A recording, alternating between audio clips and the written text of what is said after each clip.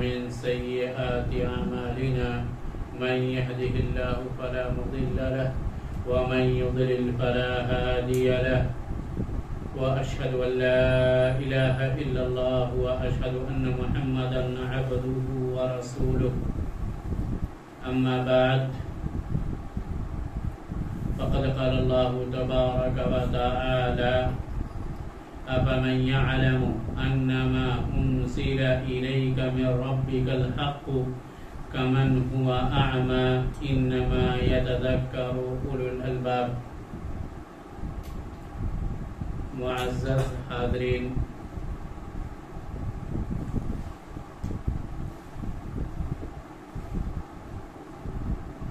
اللہ تعالی نے قرآن مجید کے اندر ارشاد فرمایا ہے أَفَمَنْ يَعْلَمُ أَنَّمَا أُنزِلَ إِلَيْكَ مِنْ رَبِّكَ الْحَقُّ كَمَنْ هُوَ أَعْمَى إِنَّمَا يَتَذَكَّرُ أُولُو الْأَلْبَابِ. کیا وہ شخص جسے معلوم ہے کہ آپ کی جانب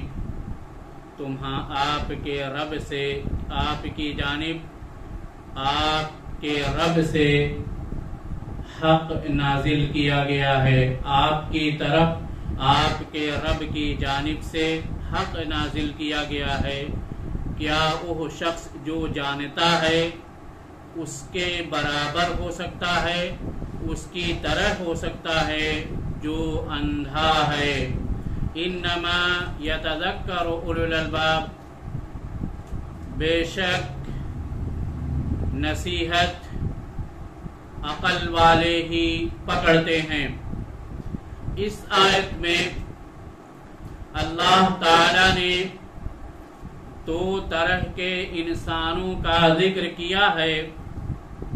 پہلا انسان جس کے پاس علم ہے، سمجھ ہے، اللہ تعالی کی معرفت ہے، اللہ اور اس کے رسول کے دین کی معرفت ہے، اللہ تعالی کی نازل کردہ وحی کی معرفت ہے، وہ شخص ہے.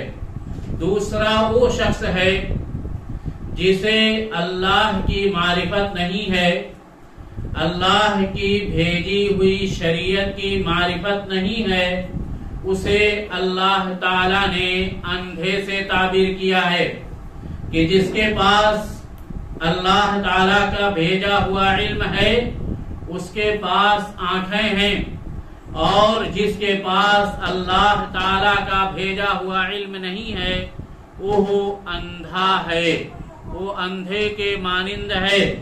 یقیناً وہی لوگ نصیحت پکڑتے ہیں جو عقل والے ہیں. معزز حاضرین، اس آیت میں اللہ تعالی نے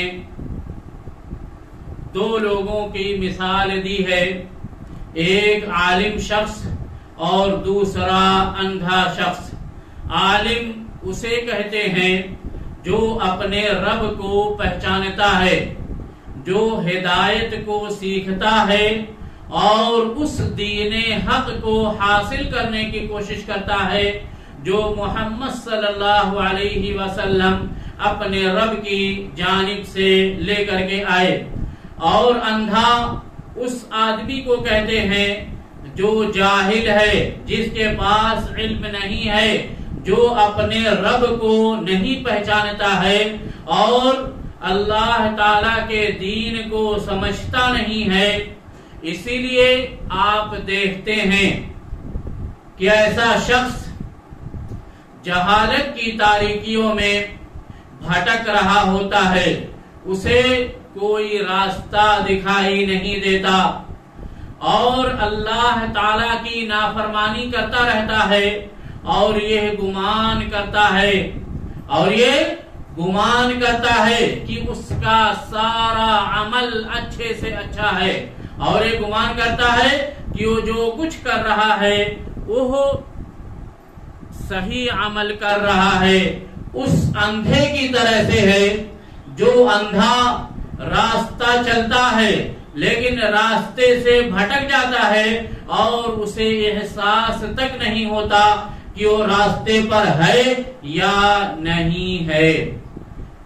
ان آیات میں اللہ تعالی نے اس بات کی طرف اشارہ کیا ہے کہ انسان کا علم جو وہ حاصل کرتا ہے وہ سیدھے راستے کی طرف رہنمائی کرتا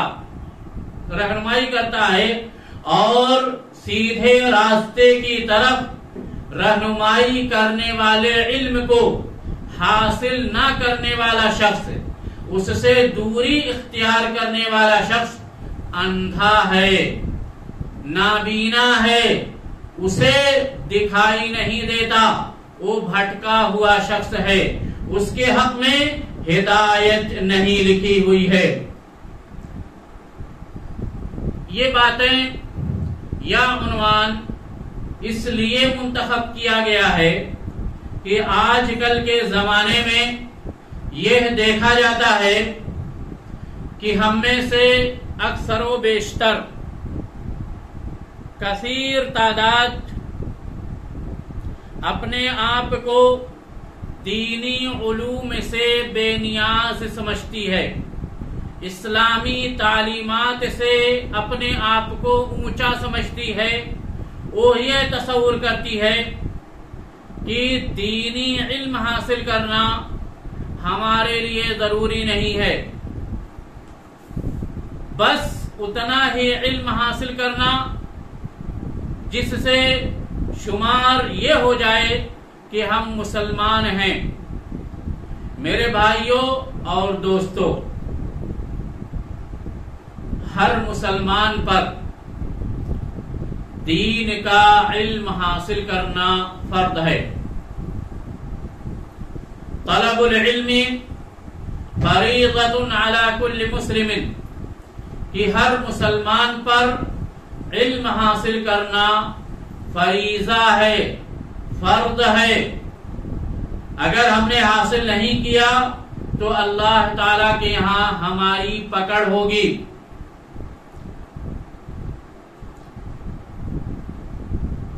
اس کی بنیادی وجہ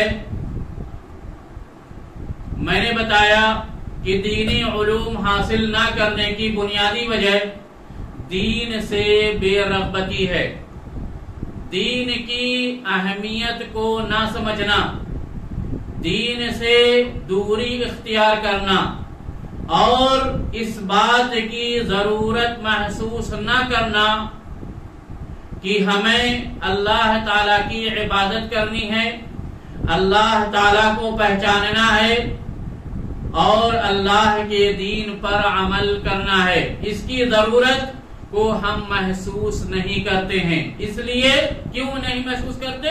کیونکہ ہمارے دل میں دنیا کی محبت انتہائی زیادہ بیٹھ گئی ہے۔ ہم یہ تصور کرنے لگے ہیں کہ اگر ہم دین کا علم حاصل کریں گے، دینی تعلیمات پر عمل کریں گے، ہم کبھی دنیا والوں کے ساتھ نہیں چل سکتے، ہم کبھی دنیا ترقی یافتہ زمانے میں زندگی نہیں گزار سکتے، ہم زمانے کے ساتھ نہیں چل سکتے، ہم بہت پیچھے چلے جائیں گے۔ ہمارا گزارا کیسا ہوگا؟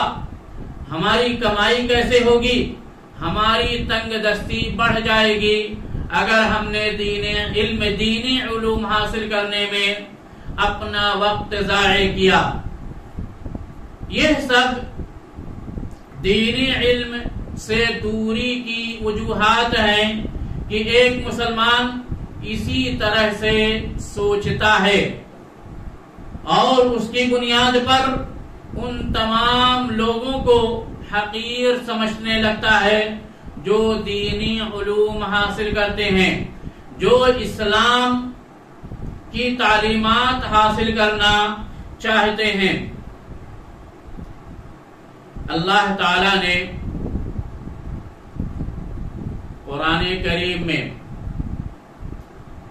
جن چیزوں کو سیکھنے اور ان کا علم رکھنے کا حکم دیا ہے ان میں زندگی گزارنے کا طریقہ، مال کمانے کا طریقہ یا دنیا میں دنیا والوں کا مقابلہ کرنے کا طریقہ نہیں بتایا ہے، بلکہ اللہ تعالی نے جو قرآن کریم نازل کیا ہے اس کا مقصد قرآن کریم میں اللہ تعالی نے بتاتے خود بیان کیا ہے۔ الف لام میم ذالک الکتاب لا ریب فیہ ھدی للمتقین الذین یؤمنون بالغیب ویقیمون الصلاة ومما رزقناہم ینفقون۔ یہ کتاب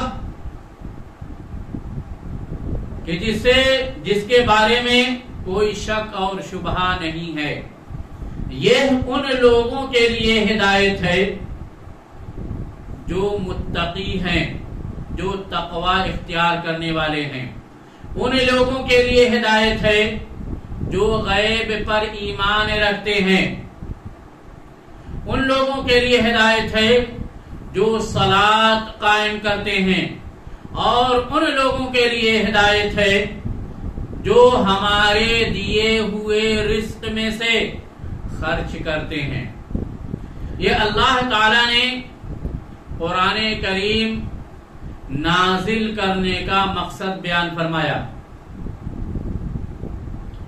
کہ ہدایت ہے متقی لوگوں کے لیے، نماز پڑھنے والوں کے لیے، خرچ کرنے والوں کے لیے اور غیب پر ایمان رکھنے والوں کے لیے۔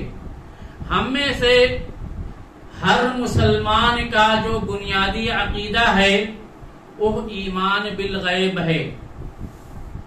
اللہ تعالی کے بارے میں ہم اتنا ہی جانتے ہیں جتنا اللہ اور اس کے رسول نے بیان فرمایا ہے۔ فرشتوں کے بارے میں ہم اتنا ہی جانتے ہیں جنہیں جتنا اللہ اور اس کے رسول نے بتایا ہے۔ اسی طرح سے سارے امور جن کا ہم عقیدہ رکھتے ہیں، جن پر ایمان رکھتے ہیں،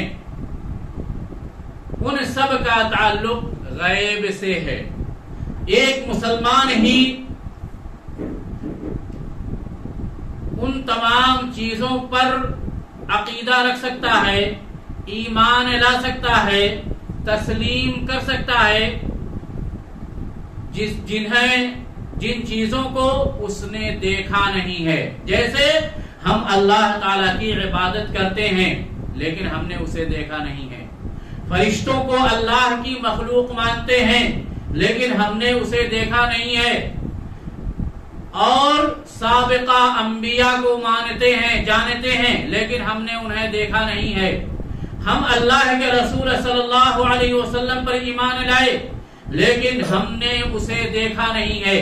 ہم اسی طرح سے تسلیم کرتے ہیں جس طرح سے اسے تسلیم کرنے کا حق ہے، لیکن وہیں ہمارے دل میں تھوڑا سا کہیں نہ کہیں برے خیالات پیدا ہو جاتے ہیں۔ کیسے کہ اللہ تعالی کے وعدوں پر ہمیں بھروسہ نہیں رہتا۔ اللہ تعالی نے ہم سے جو وعدے کیے ہیں ان وعدوں کو ہم تصدیق نہیں کرتے،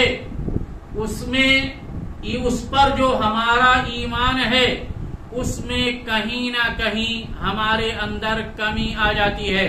جیسے اللہ تعالی نے تمام مسلمانوں سے اس بات کا وعدہ کیا ہے کہ جو بھی شرک کے بغیر، شرک میں ملوث ہوئے بغیر مرے گا وہ مسلمان جنت میں جائے گا۔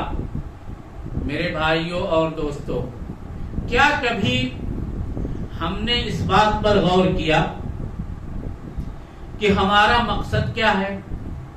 ہماری زندگی کا نصب العین اور ہماری زندگی کا ٹارگٹ کیا ہے؟ ہم مسلمان کیوں ہیں؟ ہمیں نماز کیوں پڑھنے کے لیے کہا گیا ہے؟ زکوٰۃ دینے کے لیے کیوں کہا گیا ہے؟ بھلائی کا حکم دینے کے لیے، بھلائی پر عمل کرنے کے لیے ہمیں کیوں کہا گیا ہے؟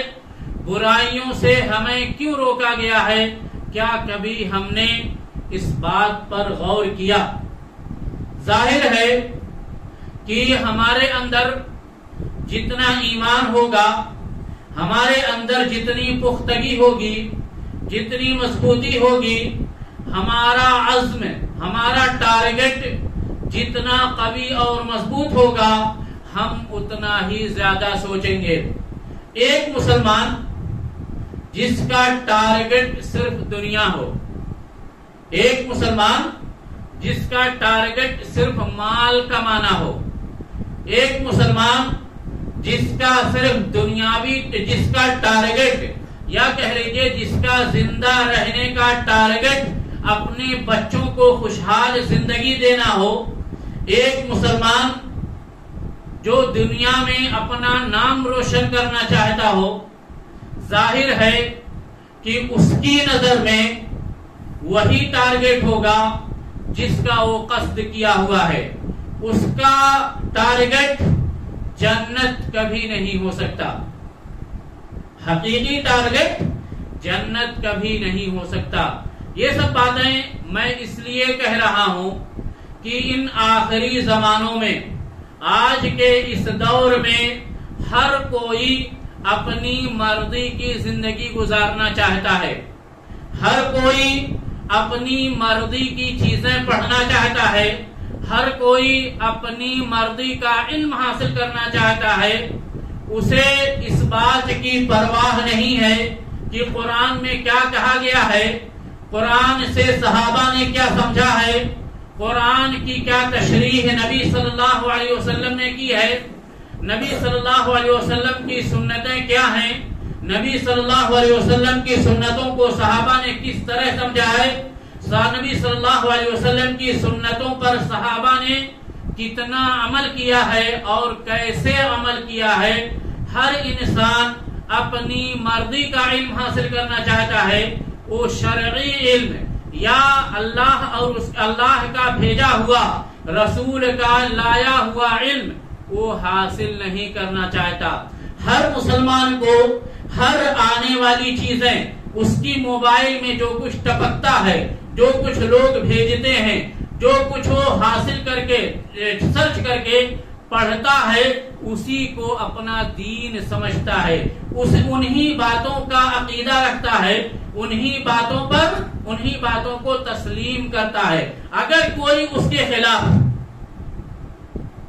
بات کرنا چاہے، اس کے خلاف کوئی بات کہنا چاہے، اس کے مزاج کے خلاف کوئی شریعت کی بات کرنا چاہے تو اسے بری لگتی ہے۔ میرے بھائیوں اور دوستوں، اسلام سیکھنا، سکھانا، ایمان کی باتیں کرنا، ایمان کے تعلق سے گفتگو کرنا، یہ سب اچھی چیزیں ہیں، لیکن اسلام اور ایمان کو ان لوگوں سے سیکھنا چاہیے جو اس کے اہل ہیں، جن کے پاس ایمان اور اسلام کی باتیں ہیں۔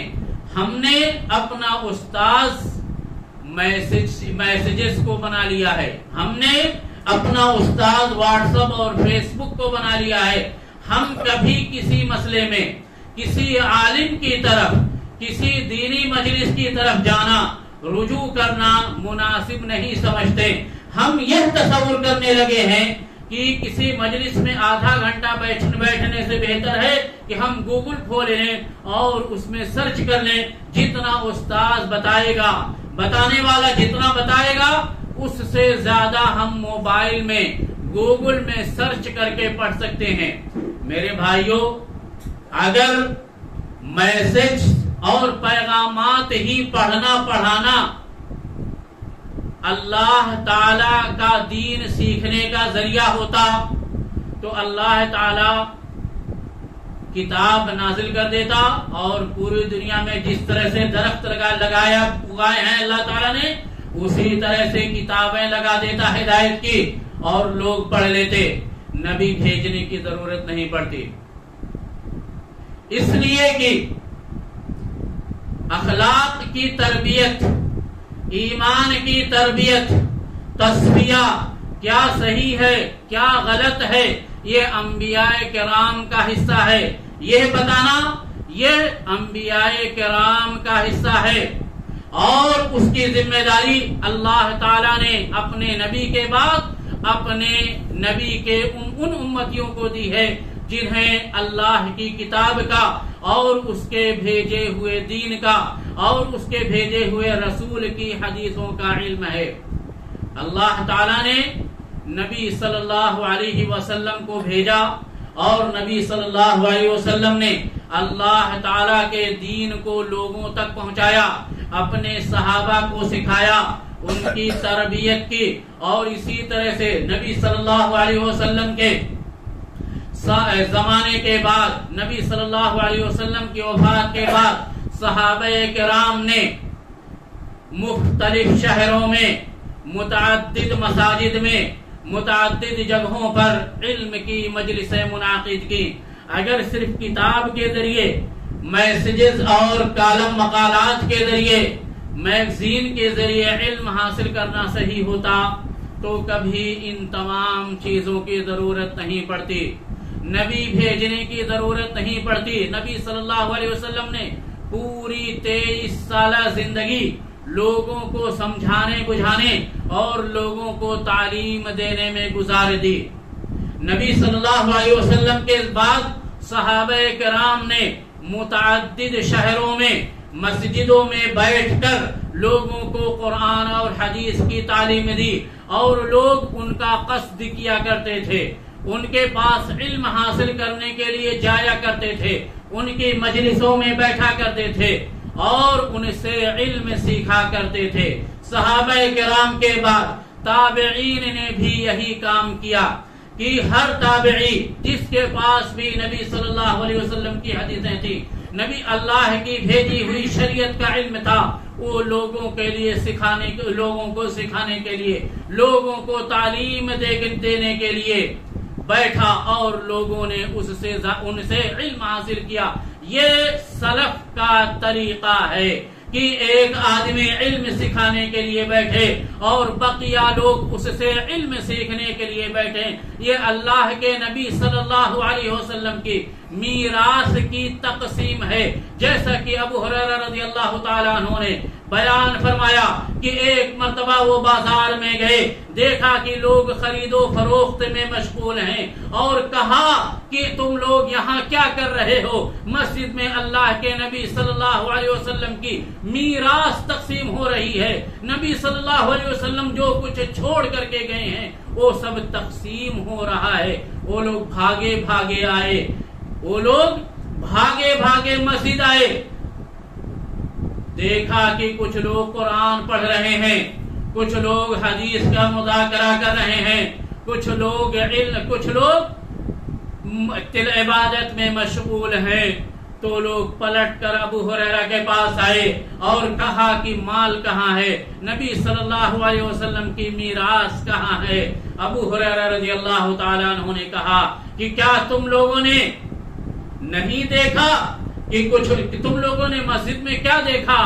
لوگوں نے کہا کہ ہم نے دیکھا کہ کچھ لوگ قرآن پڑھ رہے ہیں، کچھ لوگ حدیث کا مذاکرہ کر رہے ہیں، کچھ لوگ بیٹھ کر علم حاصل کر رہے ہیں۔ ابو ہریرہ رضی اللہ تعالیٰ عنہ نے کہا کہ یہی تو نبی صلی اللہ علیہ وسلم کی میراث ہے، یہی نبی صلی اللہ علیہ وسلم کی حقیقی میراث ہے۔ انبیاء نبی صلی اللہ علیہ وسلم درہم اور دینار وراثت میں نہیں چھوڑتے، اپنے ترکے میں جمال اور جائیداد نہیں چھوڑتے، اگر وہ کوئی چیز چھوڑتے ہیں تو وہ علم چھوڑتے ہیں۔ اللہ کے نبی صلی اللہ علیہ وسلم نے فرمایا والعلماء ورثۃ الانبیاء، کہ علماء یہ انبیاء کے وارث ہیں. اگر ہر مسلمان نبی صلی اللہ علیہ وسلم کا صحیح وارث بننا چاہتا ہے تو اسے چاہیے کہ وہ اللہ کے نبی صلی اللہ علیہ وسلم کا لایا ہوا علم سیکھے، علماء کی شاگردی اختیار کرے، علماء کے دروس میں بیٹھے اور ان سے علم حاصل کرے. اللہ کے نبی صلی اللہ علیہ وسلم نے ارشاد فرمایا وَمَجْتَمَعَ قَوْمٌ فِي بَيْتٍ مِّن بُيُوتِ اللَّهِ يَتْلُونَ كِتَابَ اللَّهِ وَيَتَدَارَسُونَهُ بَيْنَهُمْ إِلَّا نَزَلَتْ عَلَيْهِمُ السَّكِينَةُ وغشيتهم الرحمة وحفتهم الملائكة وذكرهم الله في من عنده. کہ اللہ کے نبی صلی اللہ علیہ وسلم نے فرمایا کہ کوئی بھی قوم جو اللہ تعالی کے گھروں میں سے کسی بھی گھر میں بیٹھتی ہے اور اللہ کی کتاب کی تلاوت کرتی ہے اور اس کا مذاکرہ کرتی ہے، اسے سیکھتی اور سکھاتی ہے، اسے سمجھتی اور سمجھاتی ہے، الا نزلت علیہم السکینہ، تو ایسے لوگوں پر سکینت نازل ہوتی ہے، سکون نازل ہوتا ہے، وغشیتہم الرحمہ، اور اللہ تعالی کی رحمت انہیں ڈھانپ لیتی ہے، وحفتہم الملائکہ، اور فرشتے انہیں گھیر لیتے ہیں، فرشتے انہیں گھیر لیتے ہیں، وَذَكَرَهُمُ اللَّهُ فِي مَنْ عِنْدَهُ، اور اللہ تعالی ان کا تذکرہ اپنے فرشتوں میں کرتا ہے، اپنے مقرب فرشتوں میں کرتا ہے. اگر انفرادی طور پر علم حاصل کرنا، ایک سوئی کے ساتھ علم حاصل کرنا فضیلت کا کام ہے، اچھی بات ہے، لیکن اس سے زیادہ فضیلت والا عمل، اس سے زیادہ برکت والا عمل، اس سے زیادہ اللہ تعالی کی رحمت کے حصول کا ذریعہ، حصول والا علم، عمل، ایک ساتھ بیٹھ کر وعظ و نصیحت سننا، شریعت کی باتیں سننا، قرآن کی تفسیر سننا، حدیث کی تشریح سننا بھی افضل عمل ہے. اللہ رب العالمین نے اپنے نبی کو جو بھیجا تو نبی نے اسی طرح سے علم حاصل کیا کہ نبی صلی اللہ علیہ وسلم بیٹھتے تھے، صحابہ کرام آپ کی مجلس میں بیٹھتے تھے اور علم سیکھتے تھے. کچھ سوال ہوتا تھا تو اس کا جواب چاہتے تھے، نبی صلی اللہ علیہ وسلم صحابہ کے سوالوں کا جواب دیتے تھے.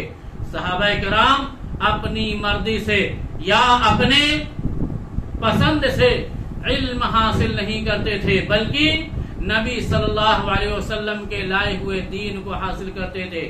اس کی اہمیت صحابہ کرام کے درمیان اتنی زیادہ تھی علم حاصل کرنے کی، جا کر نبی صلی اللہ علیہ وسلم سے ملاقات کر کے اس کا اندازہ اس روایت سے لگایا جا سکتا ہے جسے امام بخاری نے اپنی صحیح میں ذکر کیا ہے.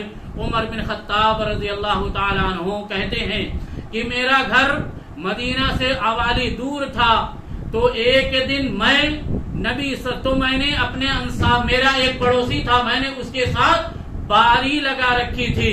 کیا باری لگا رکھی تھی کہ ایک دن میں نبی صلی اللہ علیہ وسلم کے پاس جاؤں گا اور دن بھر نبی صلی اللہ علیہ وسلم کے پاس رہوں گا، تو تم میرا کام کاج دیکھ لینا.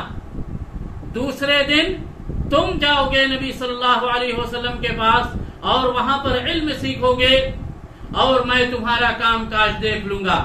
جب میں نبی صلی اللہ علیہ وسلم کے پاس علم سیکھنے جاؤں گا، جو کچھ بتائیں گے میں تمہیں آ کر کے بتا دوں گا، اور جب تم علم سیکھنے جاؤ گے نبی صلی اللہ علیہ وسلم کے پاس، تم جو کچھ سیکھنا وہ آ کر کے مجھے بتا دینا. کیا ہمارے اندر اس طرح کا جذبہ پایا جاتا ہے کہ ہم کسی دن اپنے کام کو چھوڑ کر مسجد میں، مدرسے میں علم حاصل کرنے کے لیے جائیں، کسی عالم کے پاس بیٹھیں؟ نہیں، ہماری دنیا کا نقصان ہو جائے گا. ہم اس کے بارے میں سوچ بھی نہیں سکتے. تو ہم کیسے سلفی ہیں، ہم کیسے نبی صلی اللہ علیہ وسلم کے صحابہ کے، نبی صلی اللہ علیہ وسلم کے صحابہ سلف صالحین کے نقش قدم پر کیسے چلنے والے ہیں. اگر ہم نے ان کی سیرت کو، ان کی زندگی کو ہم نے اپنا آئیڈیل اور نمونہ نہیں بنایا تو ہم کیسے ان کے نقش قدم پر چلنے والے ہو جائیں گے. اللہ رب العالمین سے دعا ہے کہ اللہ رب العالمین ہمیں حقیقی معنوں میں علم حاصل کرنے کی توفیق عطا فرما، اور جہاں بھی علم کی مجلسیں منعقد ہوتی ہیں ان میں پہنچنے، شرکت کرنے کی توفیق عطا فرما. اقول قولی هذا واستغفر الله لي ولكم ولسائر المسلمين واخر دعوانا ان الحمد لله رب العالمين. والسلام عليكم ورحمة الله وبركاته. جزاكم الله خيرا.